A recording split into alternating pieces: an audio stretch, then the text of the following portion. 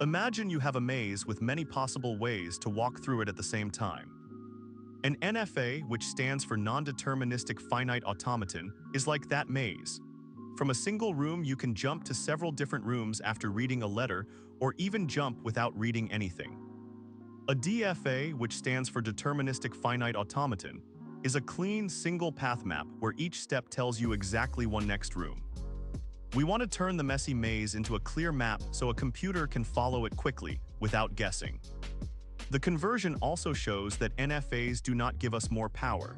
Whatever the NFA can recognize, a DFA can too, but the DFA is easier for algorithms like pattern matching because it never needs to consider multiple possibilities at once.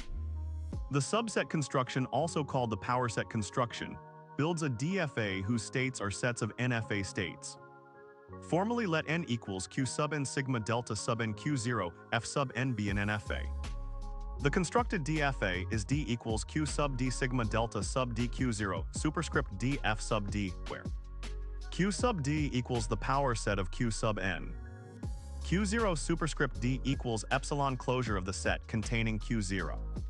For any DFA state S subset of q sub n and input symbol a in sigma delta sub d of s, and a equals epsilon closure of the union over q and s of delta sub n of q and a. The set of accepting states is f sub d equals the set of S subset of q sub n, such that S intersect f sub n is not empty.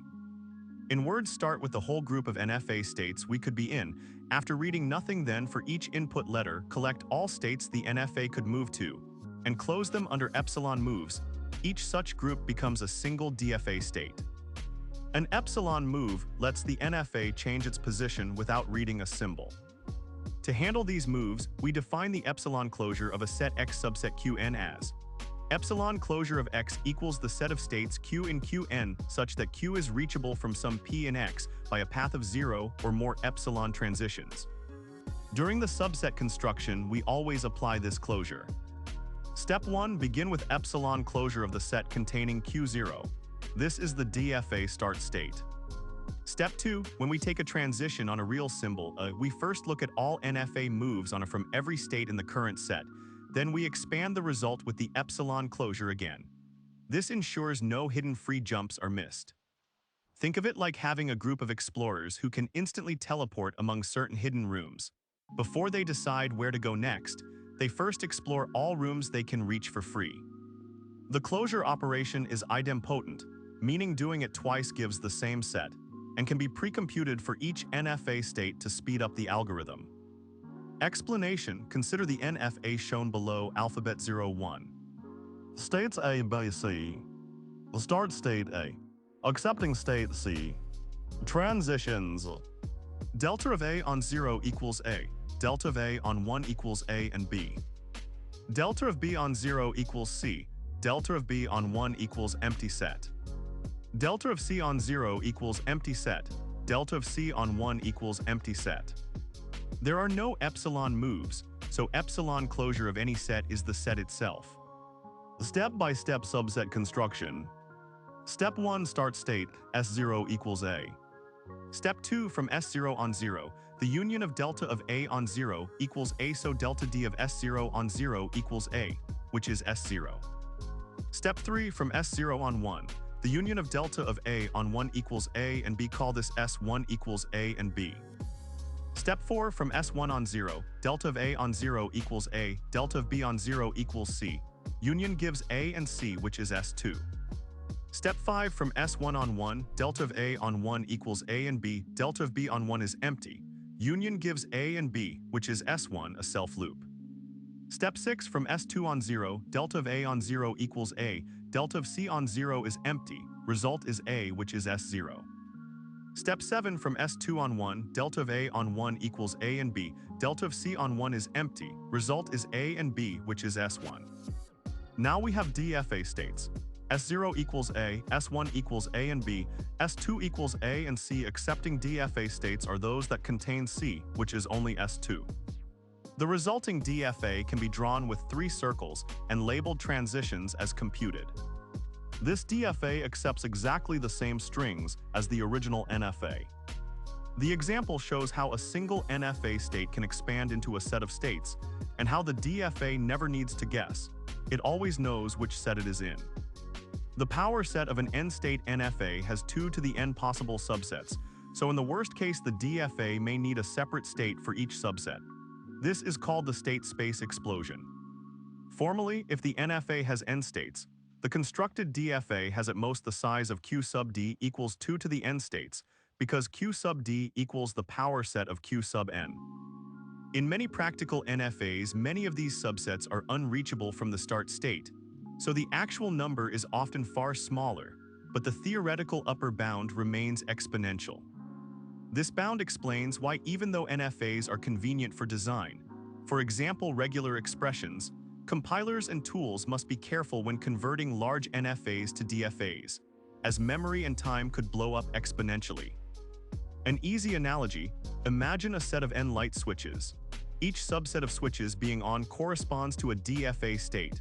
With n switches, there are 2 to the n possible on-off patterns. If you try to list every pattern, you quickly run out of paper when n gets big. When we actually program the subset construction, we need data structures that make set operations fast. State representation use a bit vector integer or array of bits of length n bitwise, or implements the union of successor states and bitwise and tests for acceptance. Worklist Q keep a queue of DF a state's subsets that have been discovered, but whose outgoing transitions have not yet been processed. Hash map each bit vector to a DF a state ID so we can quickly check whether a subset has already been created. Optimizations. Pre-compute epsilon closures for each NF. A state once then compute closure of a set by or ing the stored closures. Lazy subset generation only create a DF a state when it is reached. Unreachable subsets are never stored. Symbol by symbol caching for each NF. A state and input symbol store the result of delta n of state to avoid repeated lookups. Subset minimization on the fly. If 2 subsets are identical, merge them immediately. These techniques keep both time roughly O of sigma times 2 to the n, in the worst case, and memory manageable for typical regular expression engines. A real-world analogy, think of a librarian cataloging books. Instead of writing a separate card for every possible combination of keywords exponential, the librarian only creates cards for keyword sets that actually appear in the collection, and each card references a compact binary code for the set. Lemma simulation. For any input string W and any NFA state Q, Q is reachable from the start state after reading W including epsilon moves if and only if Q belongs to the DFA state delta D star of Q0D and W, the DFA's extended transition function. Proof by induction on the length of W. Base case W equals epsilon.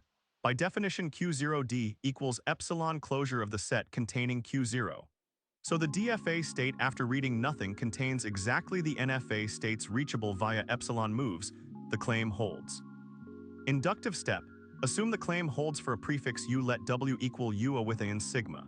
By induction, the DFA after U is a set S equal to delta D star of Q0D and U, which equals the NFA's reachable set after U.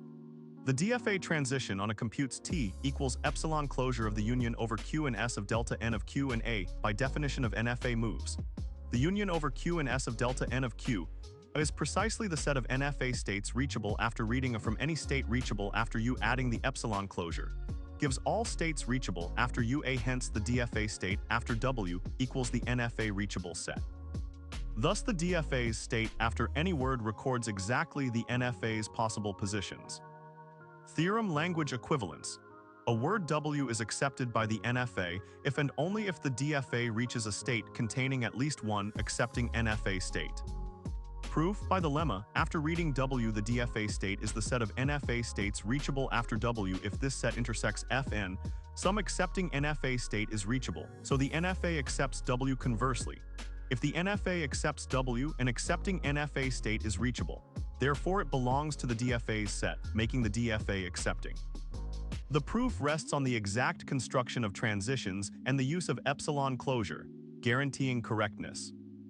Explanation. A DFA obtained from the subset construction is often not minimal. Many states may be equivalent, they accept the same suffixes.